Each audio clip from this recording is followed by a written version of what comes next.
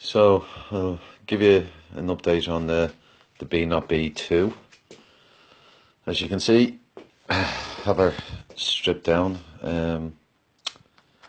The took out the airbox. Well, obviously the back wheel came off. I left the swing arm intact because I have to decide what I'm going to do with the wheels. The box itself, the airbox, was absolutely manky, and there's lots of crap that came out of it. Cleaned down the engine. That was full of crap as well. Some of the things started to shine up. I just wanted to see what could polish up, and the stator cover that came up, and the heads that came up, and on the carburetors they seem to come up pretty good as well.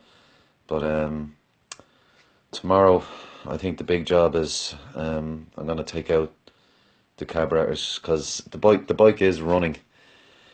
But the problem is that it kind of dies, so I think it's running lean. And when I took off the airbox, I noticed that there was all full of crap. You can't see it unless I put a torch in, but it's full of crap.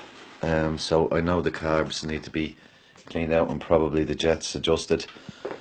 I did order a balancer, so I'm gonna clean them out first, and then I'm gonna have to change the throttle push and pull leads, because it's sticking. I think the leads are just gone, so I've ordered two of them.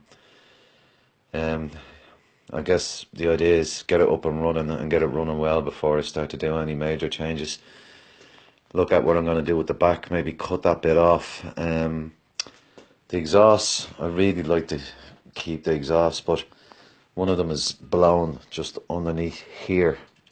I haven't really looked at it to see what I can do in terms of a well or something like that, but they're nice exhausts, and it's a shame if they have to go. But you know, it is leaking pretty bad. It's blowing out air here. Had a look up around the heads, and the heads look pretty good. Alright, I'm going to change the seals on the heads.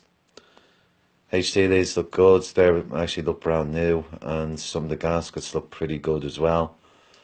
Haven't even started to look at the brakes. I know when I was driving it, there was effectively none.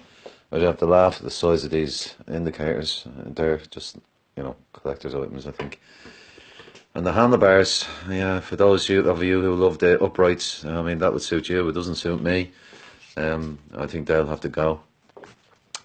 I did actually, when I was taking off the airbox and exposed these bad boys here, the regulator, I came across this.